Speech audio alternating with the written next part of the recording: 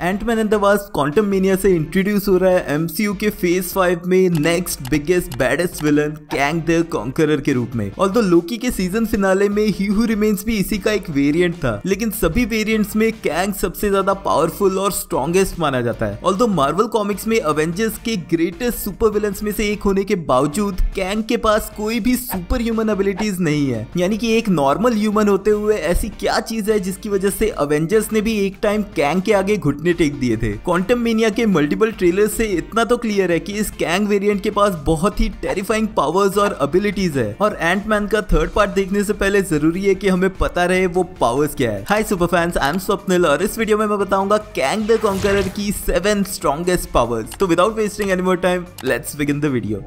Time travel. Kang का debut हुआ था 1963 की अवेंजर्स इशू 8 में, जिसके बाद कैंग के बहुत सारे वेरिएंट्स मार्वल यूनिवर्स में दिख चुके हैं और हर वेरिएंट के पास दूसरे से थोड़ी अलग पावर्स जरूर होती है, लेकिन एक चीज जो सभी कैंग के वेरिएंट्स में कॉमन है वो है time travelling powers. Marvel universe में सबसे बड़ा time traveller Kang the Conqueror ही रह चुका है, जिसकी शुरुआत हुई थी 31st सेंचुरी में नथानियल रिचर्ड्स के रूप में। नथानियल रिचर्ड्स ने एक्चुअल में डॉक्टर डूम की टाइम ट्रेवल टेक्नोलॉजी को यूज किया, जिसके बाद वो पास्ट और फ्यूचर में टाइम ट्रेवल करके डिफरेंट एरास के वर्ल्ड्स को कॉन्कर करने लगा, और इसी टाइम ट्रेवल टेक्नोलॉजी की मदद से वो टाइम में बैकवर्ड्स और फॉरवर्ड्स ट्रेवल कर पाया, जिसका इस्तेमाल करके उसने और भी बेटर टेक्नोलॉजीज इन्वेंट की। और क्वांटममेनिया के ट्रेलर को देखने के बाद ये भी क्लियर है कि टाइम ट्रेवलिंग पावर्स एमसीयू में भी कैंग की मेन पावर्स में से एक रहने वाली है। Technological knowledge and intellect. Time के अलावा कैंग की ग्रेटेस्ट पावर्स में रही है उसका एडवांस इंटेलेक्ट, यानी कि उसका नॉलेज और उसकी लर्निंग एबिलिटीज। नथानियल रिचर्ड्स के रूप में कैंग ने पहले टाइम ट्रेवल करने की पावर को समझा, जिसके बाद वो इस टेक्नोलॉजी को इतने एडवांस लेवल तक ले गया कि वो सेंचुरीज में फॉरवर्ड और बैकवर्ड टाइम ट्रेवल कर पाया। लेकिन फिर उसने इस टाइम ट्रेवलिंग पावर का यूज सिर्फ घूमने फिरने के लिए नहीं किया, बल्कि उसने इसका इस्तेमाल करके अपना नॉलेज, हिस्ट्री और टेक्नोलॉजी से रिलेटेड और बढ़ाया, स्पेशली अलग अलग टाइमलाइंस और रियलिटीज में जाकर, जिस रीजन की वजह से कैंग के पास कॉस्मिक अवेयरनेस है, यानी कि वो बाकी पावरफुल मार्वल कॉमिक्स के कॉस्मिक बीइंग्स की पावर्स और उनकी वीकनेस के बारे में जानता है। और इसी टेक्नोलॉजिकल नॉलेज को यूज करके कैंग ने कुछ इक्विपमेंट्स और कुछ वेपन्स भी बनाए, जैसे कि उसकी unique anti gravity floating chair और उसकी जायंट स्वॉर्ड जैसी दिखने वाली स्पेसशिप डेमोकल्स बेस। इसके अलावा उसके पास एक रोबोटिक फुट सोल्जर्स की आर्मी भी है, और ट्रेलर में दिखने वाली कैंग की आर्मी शायद रोबोटिक सोल्जर्स की है। और हाँ, उसकी मोस्ट पॉपुलर इन्वेंशन एक फ्लाइंग टाइम शिप है, जो एमसीयू के फ्यूचर में हमें जरूर दिख सकती है।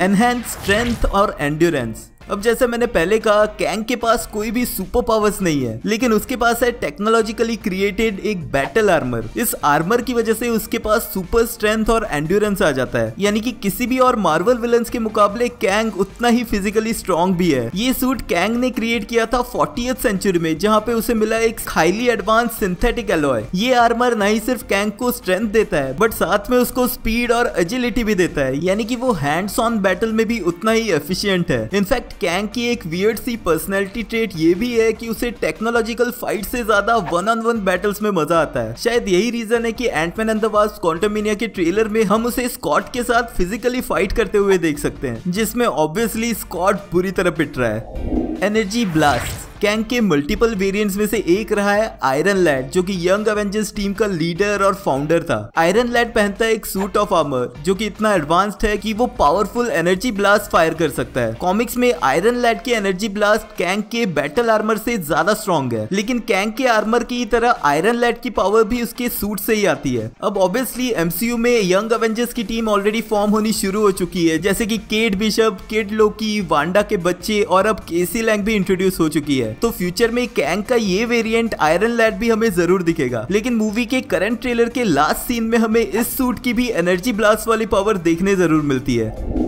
Flight ability. अब ये भी पावर आती है कैंग के दूसरे वेरिएंट आयरन लैड की वजह से ही, क्योंकि उसका आर्मर बना है नैनो मेटल से, जो आयरन लैड को सुपर स्पीड से फ्लाई करने की एबिलिटी देता है। ऊपर से ये आर्मर आयरन लैड के सोचने पे ही अपनी शेप और फंक्शन चेंज कर सकता है। अब शायद मूवी में कैंग के पास इस तरह की पावर ना हो, लेकिन उसके इक्विपमेंट जैसे कि ट्रेलर में दिखी फ्लाइंग डिस्क उसे फ्लोट करने की एबिलिटी देती है, जो अगेन पार्ट है उसकी एडवांस टेक्नोलॉजी का।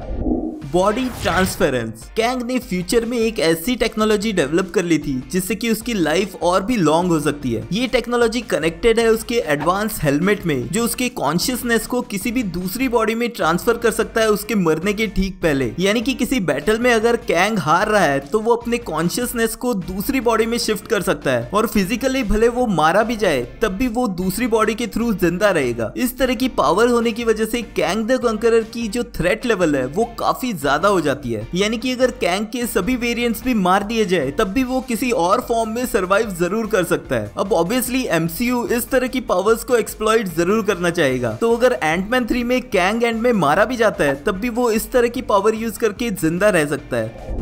Will power. वैसे तो मैंने कैंग की बहुत सारी पावर्स आपको बता दी जो मोस्टली टेक्नोलॉजी से रिलेटेड है, लेकिन ये एक वो पावर है जो नॉर्मल ह्यूमंस के पास काफी कम होती है, लेकिन कैंग के पास भर भर के है। कॉमिक्स में उसकी ग्रेटेस्ट स्ट्रेंथ रही है उसकी विल पावर। कैंग के पास इतनी टेक्नोलॉजिकल एडवांस आर्मीज होने के बावजूद सुपर हीरोज के साथ फाइट में वो कई बार हारा है, लेकिन कैंग की विल पावर इतनी स्ट्रॉन्ग है कि हर फेलियर के बाद वो फिर से उठा है और अपनी टेक्नोलॉजी को बेटर करके फिर से लग जाता है वो अपने गोल की तरफ। और उसका सिर्फ एक गोल है, टू रूल टाइम। ऑल्दो उसकी ये स्ट्रॉन्ग विल पावर कई बार उसे मुश्किल में डाल चुकी है, जैसे कि वो टाइम जब उसने काउंसिल ऑफ कैंग्स यानी कि मल्टीवर्सल कैंग्स को ही डिस्ट्रॉय कर दिया था। एक ह्यूमन होते हुए इतनी पावरफुल पोजीशन पे पहुंचना सिर्फ पॉसिबल हुआ है कैंग की सुपर स्ट्रॉन्ग विल पावर की वजह से। और अगर कैंग एक सुपर विलन नहीं होता तो काफी अच्छा सुपर हीरो जरूर बन सकता था। इस बारे में अपने थॉट्स मुझे कमेंट्स में लिख के बताना। Antman and the Wasp Quantumania से रिलेटेड बाकी वीडियोस देखने के लिए ये वाली प्लेलिस्ट जरूर चेकआउट कर लेना।